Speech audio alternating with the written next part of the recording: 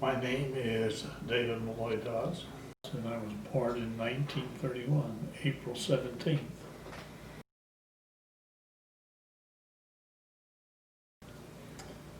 Riding horses, working on the farm, getting bit by a dog, and cheek ripped this whole thing down about here. Took 60 stitches to sew me up. Kind of surprised that I don't have any scars. I used to have just a little, I'm not sure which side it was on now, just a little scar where it just missed my eye, just a tooth mark ripped there, and it come down and ripped my cheek. Over at Grandma's house, Grandma and Grandpa's house. There was a bunch of dogs out there, and one of them bit me.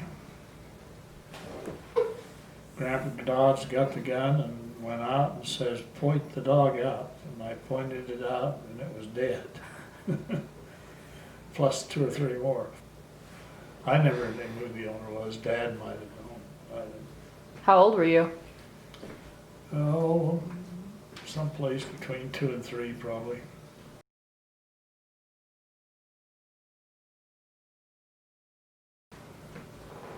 Well, my dad, my brother,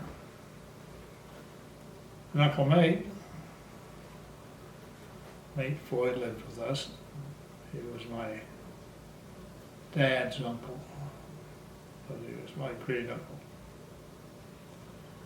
And his brother also lived with us, who was Pat Floyd.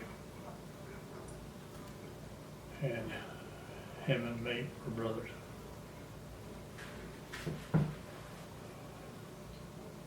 I don't know, Uncle Mate always had money. It was during the Depression.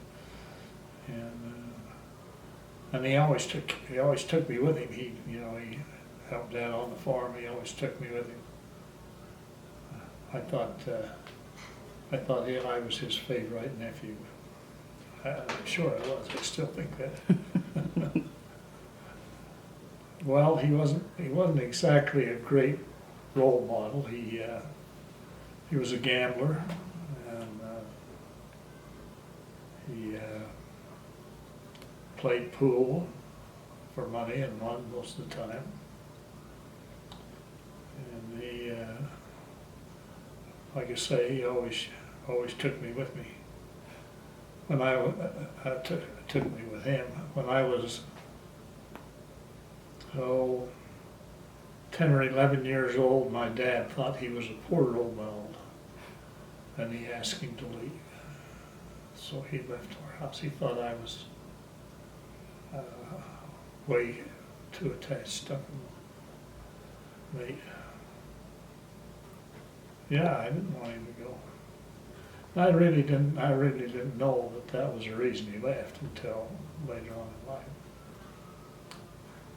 I didn't see Uncle Nate again until his sister died over in Escalante, and when he left I was like 5 foot tall, and when he came back I was 6'2". He didn't recognize me at all.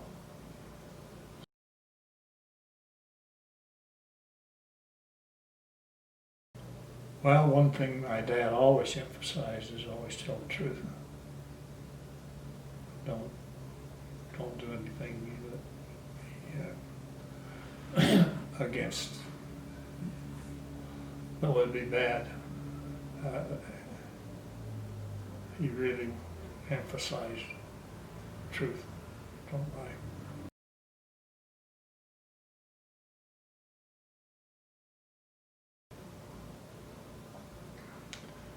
When I was in high school, all the farmers raised potatoes, especially in Animal and even Circleville, and they'd let school up for 2 weeks to go pick potatoes up. Probably my first job off the farm was picking potatoes. Do you know what your wages were? Got paid by the sack. If I remember right, you got paid 5 cents. How long did it take you to get a sack full usually? You could get 100 sacks a day if you were good. Sometimes we worked in pairs. We'd fill up a basket. We had a basket. We'd each fill up a basket going down the road, and we'd dump it in. And then after I got a little older, we had sacks that would hook onto our belts, and we'd just pick them up, pick potatoes up easily.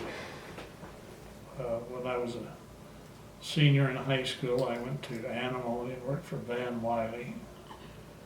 I got up at 5:30 in the morning, and he had a dairy and milked the cows. And it took till about 10 o'clock to get that taken care of. And at 10 o'clock, I started to pick potatoes. And I'd pick potatoes until about 4. And then I'd start to haul potatoes, put them on the truck, call them bucking potatoes, put them in the pit. And that usually took until about 10 o'clock. But when I came home from that particular job, after 2 weeks, I had $200, which was a lot of money. That was more than my dad made. My dad was county clerk, and he got paid $50 a month.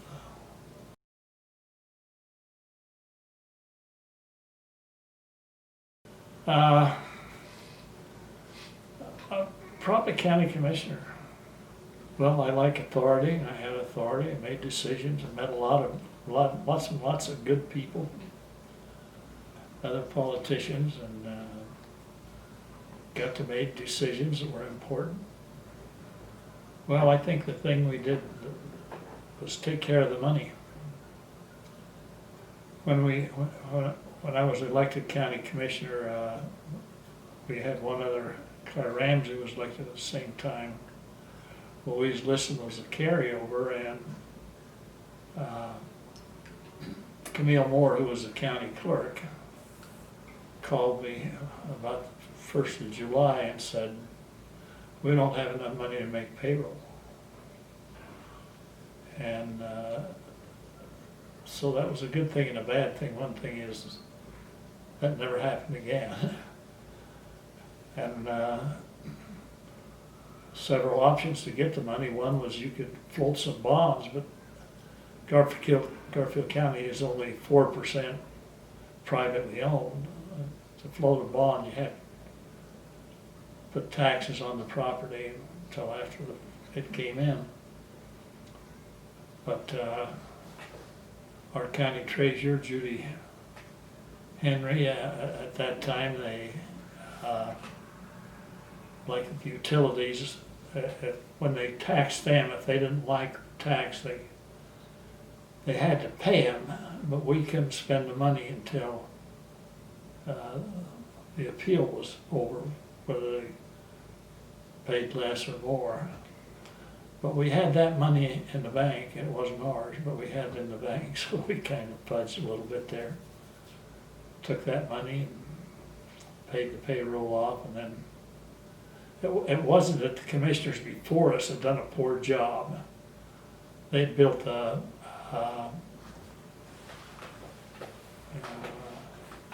old folks home down there and paid cash for it, and they'd spent all the surplus money. It wasn't that they did a poor job. Actually, they did a good job, but they made us so we had a poor cash flow. And after that, we were very, very careful with money. And when I got out of being the commissioner, we were debt-free in the county, and we still are.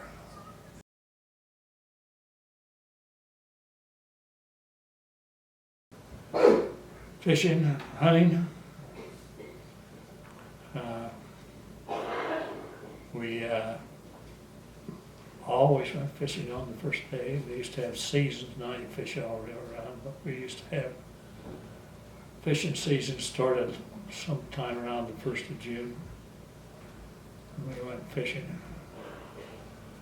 and we fished Panguitch Lake a lot.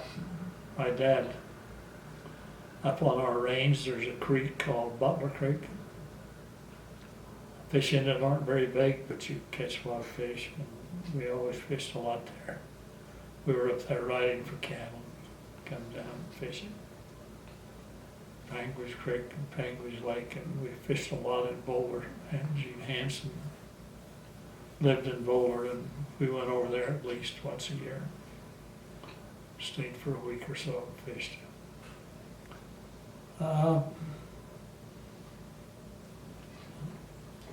Holidays were, Christmas wasn't, a real great deal, but we always got something pretty good for Christmas. And they had like the 4th of July and the 24th of July. Those were big holidays. Different they are now. Everybody celebrated them. Those were probably the 3 most holidays that we celebrated. Well, I always had a watermelon bust and lots of floats. We still have lots of floats. 24th is pretty impressive for Panguitch, I think, but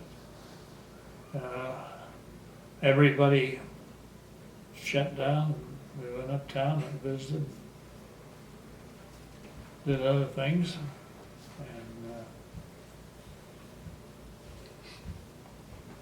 we always had a watermelon bus. We always had a food, some kind or the other, provided by the town.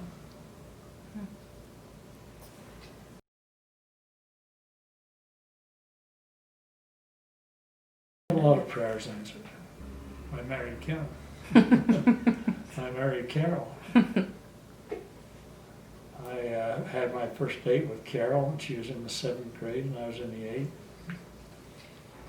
And we dated off and on, sometimes off and sometimes on. That's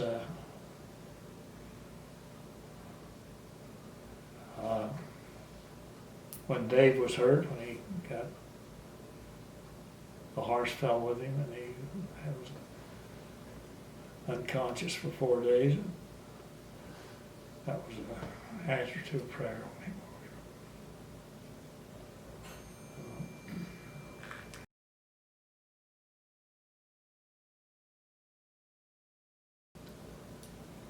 Well,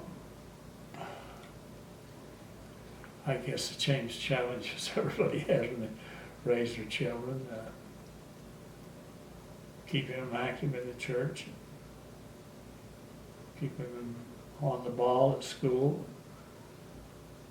So that was always a challenge. Grandma Dodds, before a kid left go on a date, they got the lecture. And you might even have got the lecture, I don't know.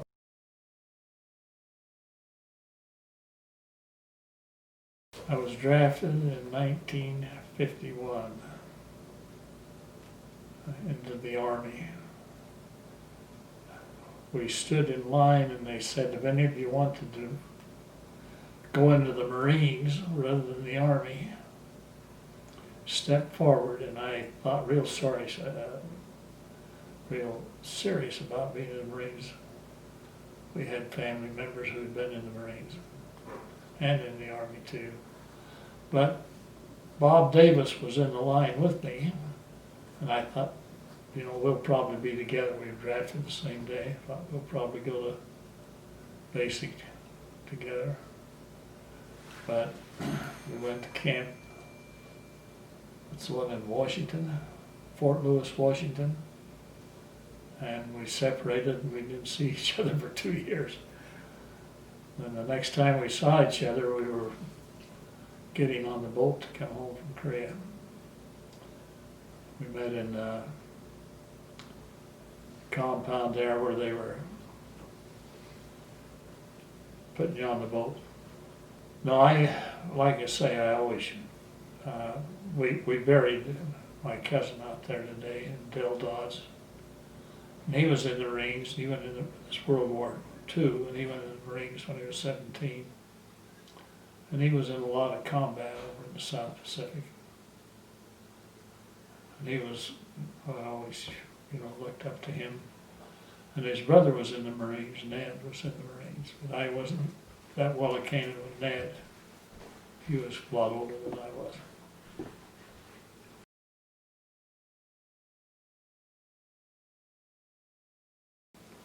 I had no idea what military life would be like.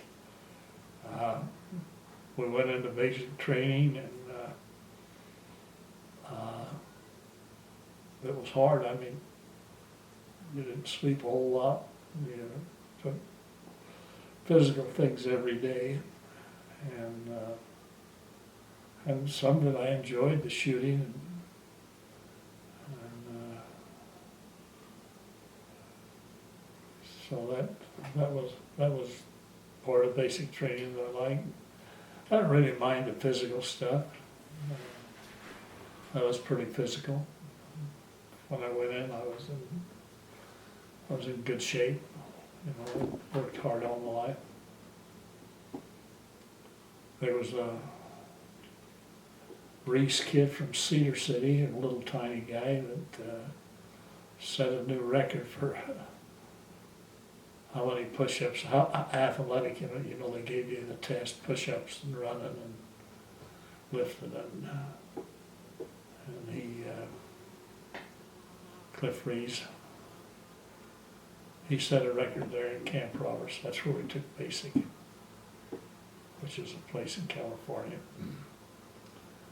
down by Atascadero, Paso Robles. Very hot. Sometimes the parade grounds get 115 degrees. Well, like when I was young during World War II, I always wanted to be a hero. So I was afraid the war was going to end before I got in the Army. Of course it did. I was only 14 when the war ended, but I kind of looked forward to the Army. Kind of thought it'd be a good experience, and it was. I really never thought that I would be killed or wounded or anything. It just never entered my mind. Never thought I'd ever be. I was just sure I'd come home to Korea. Just as sure as I'm talking to you right now. Did you have any friends that died in combat? 3. One of them was killed in combat. One of them was shot accidentally. And one of them, when we were in basic training, after we got out of basic training, we went to the School of Standards where you go to train to be a non-commissioned officer. And they put gas in a flamethrower, they put oxygen in a flamethrower instead of air, and the flamethrower exploded and killed him. He was from St. George. His name was Ralph Audrey.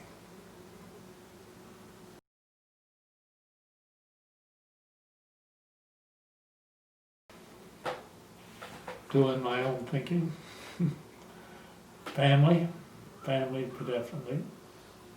Carol and I were married then. It was hard to be away from her for a year. Did you have kids? Steve was born 10 days before I went to Korea. So, yeah, he was born on the 25th of August. I got back the 10th of September, a year later.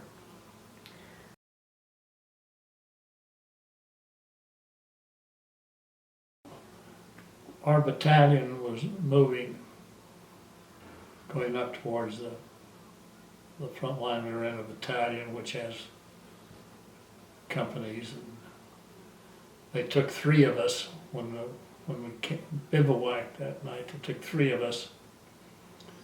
I carried a BAR, which is called Browning Automatic, a powerful gun. Always carried that. That was my MOS. Anyway, they took 3 of us and put us up on an outpost. They were supposed to come back the next morning and pick us up. And there was like 26 inches of snow on the ground. Korea kind of really reminded me a little bit of Utah, except when you go up a mountain, you start at the coast. We start at 6,000 feet, up to 10,000. But this was a pretty steep mountain. We went up, and anyway, they put us on this outpost, and they were supposed to bring us, come and pick us up the next morning. And for some reason, we got lost down there. So when I say we got lost, they lost us. We didn't lose them. They lost us. So we were on the outpost. We didn't even know whether the battalion was still there because we were moving every day. We didn't know whether they were still where we left them or whether they'd moved on. So first morning, nobody showed up. Like I say, there were 26 inches of snow. We had good cold weather equipment. I mean, we weren't freezing. We had sleeping bags that were good for 50 below, Mickey Mouse boots, gloves, and so we were, we weren't really cold, really cold. And so usually we carried sea rations, but since the battalion had been moving and they'd been cooking for us, we didn't have any sea rations on us. A sea ration is just like lunch, had canned goods in it. So the only thing I had in my pack was a can of, what was it? Corned beef and cabbage. And it was frozen solid. I mean, I tried to chip it out, put a piece in my mouth, but it was really frozen. Had a bayonet, get the can open. The other guys didn't have anything. I mean, they didn't bring any food with them at all. So nobody came that day to pick us up. We didn't have any water either, but we had 26 inches of snow, so water wasn't really a problem to eat snow, and nobody came that day.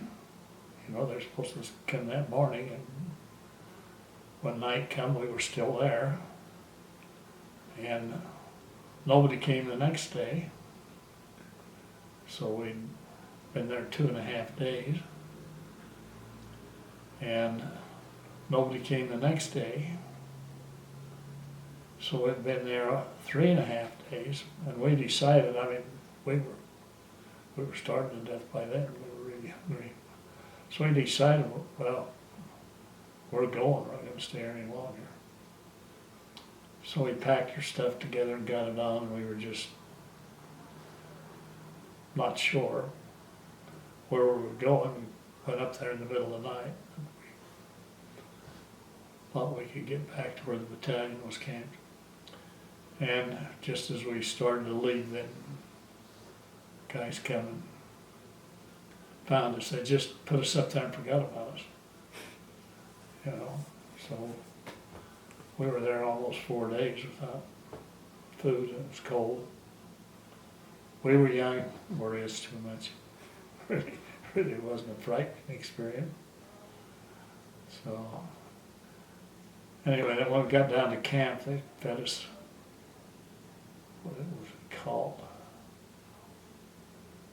Something pork. Terrible stuff.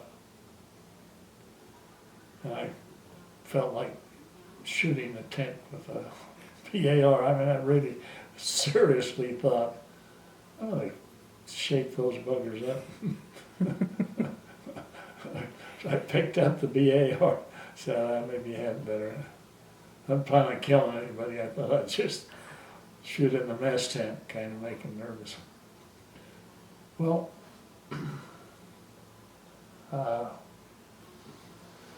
we were spending a few days in a tent, which we did from time to time. They were about 20 feet wide and 30 feet long. And wood up to the sides, up 4 feet, and then the tent was over that. And they had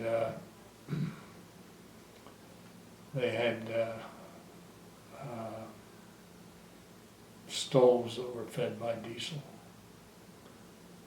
And we were there one night, and you always had to carry a weapon. That was the rule.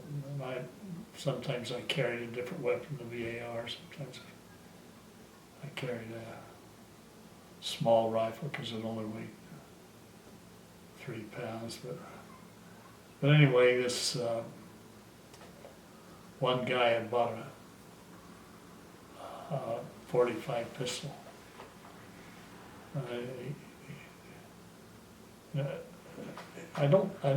I think it was somebody else's pistol, but he had it. And there was a soldier by the name of Webster. And he was pulling the trigger on that 45, and he pointed at Webster and shot him. Shot him in the leg. My head was I was laying down on the cot, my head was about 2 feet from him. Did he mean to? No, he didn't mean to. But when he shot, it blew this bone apart, and his leg, the muscles tightened up, the muscles. So got the medics and they took him away. We never did know what happened to him. Don't know whether he lived or whether he died or not. It was a terrible, terrible, terrible thing. And the other guy that was killed in our company we were trailing up toward the line, and we were in 2 lines. Not very alert. There wasn't much going on. Wasn't very alert. And Korean stepped out of the rocks. It was kind of a canyon that we were going up. We were on both sides of it. Of course, we carried our guns, but this North Korean stepped up and shot this guy with a burp gun. A burp gun's like a Tommy gun a little bit. Not very powerful, but they hit him here and here and here and here and here and here and here. He didn't die. He didn't kill him immediately, but it was close to dark, and they wouldn't bring the helicopters in that late. I think if they'd brought him in, they might have saved him. But anyway, he died before he got back to the hospital. And could have been me. He was about 30 feet in front of me. And the Korean got away. We didn't get him. Went back in the rocks. They wouldn't let us go back that far. Was it often that you were shot at like that? Not very often. Not very often. Once in a while the artillery come in. That's the most scary thing.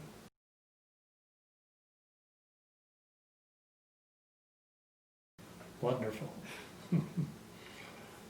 I love the ocean. I really did love the ocean. I didn't get seasick.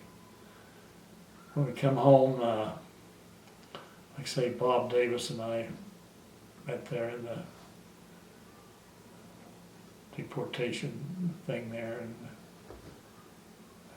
and got on the boat. And these troop ships had bunks in them, depending on which one you're on. Sometimes they were 5 high, or stacked 5 high.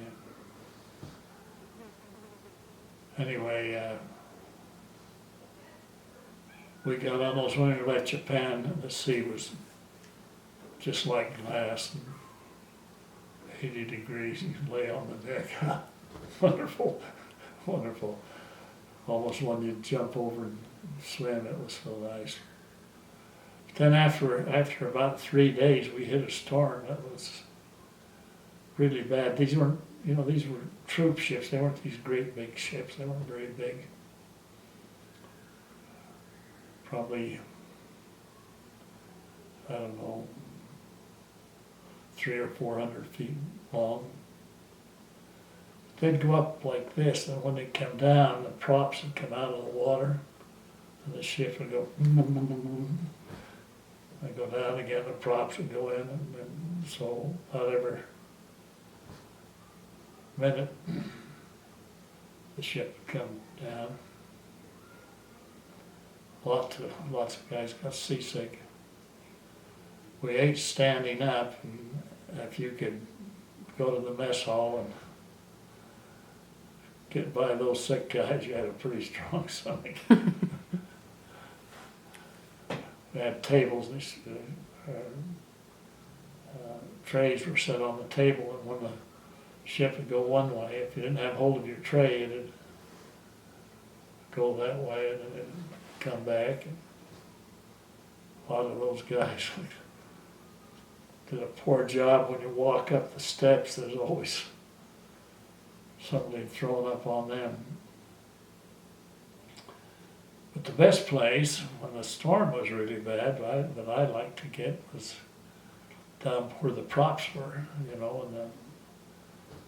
you could look outside and come up and down. Seemed to be a good place for me. 16 days it took us to come home on the ship. It took us 16 days to go over. They flew a lot of guys home. One thing about the ship that we came home on, the war ended in August, and we come home. They actually came right from the front line. Might have been the scariest part of the whole Korean experience when the war ended, because we shot all our extra ammo and they shot all their extra ammo. So there's a lot of artillery going off. Artillery is scary. It's scary. Oh, make a lot of noise and big holes. Shake the earth. So that's probably the scariest thing. Well, we had no idea that Bob Davis and I would, they knew we were going to get coming home. And Bob Davis and I got on the same ship, so they, I don't know where they got in touch with, but they got in touch so they knew when we were going to dock in Sacramento. Not Sacramento, we didn't dock in Sacramento, Golden Gate Bridge, but we had 400 prisoners of war who had been prisoners of war on that ship that we came home on. They got 400 of them back that had been prisoners of war, and they were on that ship. So when we come into the harbor, went into the Golden Gate Bridge, we come into the harbor there, there were a lot of ships there, and they were shooting water in the air, it was really spectacular. And what was the song, oh, something mine? Name of that song. Oh, Hero Mine, I think the name of it. And guns shooting off. That was really spectacular. when we come in there, and like I say, that was because of the prisoners of war that were there. Well, home, and then when we docked, I had no idea that Eddie was going to meet us. I had no idea at all. And Bob was laying back on some stuff that was stacked there, probably duffel bags.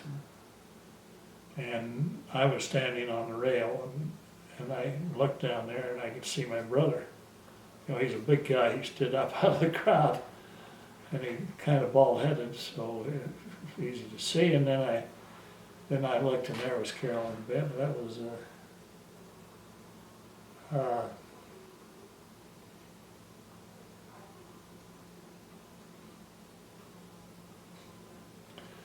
really experience.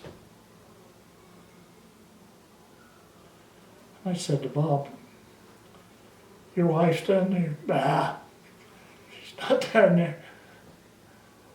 He had been over in Korea, I think like 14 months.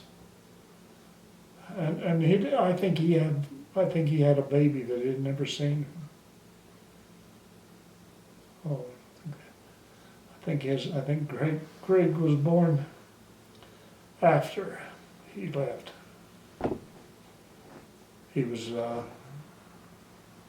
Steve was born in August, and he was born in November, and I'm just sure that Bob was in Korea when he was born. I'm positive but not sure. Anyway, so we got off the boat, and got with our wives, and give us our discharge papers. Come home. $300 cash. That's what I always give the missionaries when they come home. Mustering out pay. So I always tried to give those grandchildren who were missionaries. Didn't give any of the kids it, like.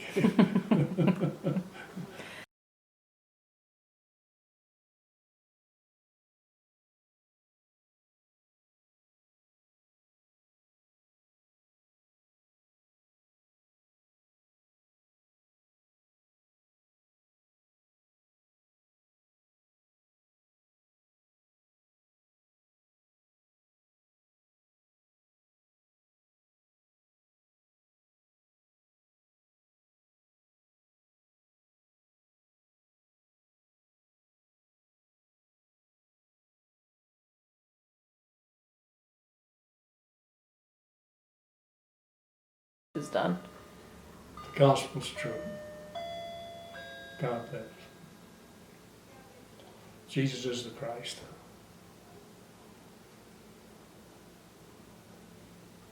I'd like them to have a testimony of the gospel. I'm not going to give many hand.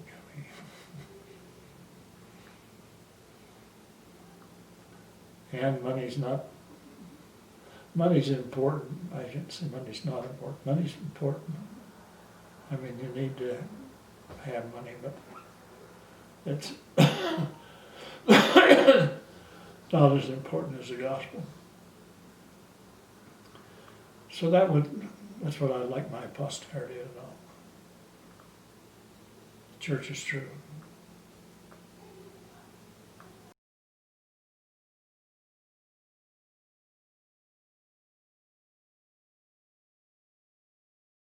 Maybe we should get it on the video once and for all that I'm your favorite granddaughter. Yeah. You are my favorite granddaughter.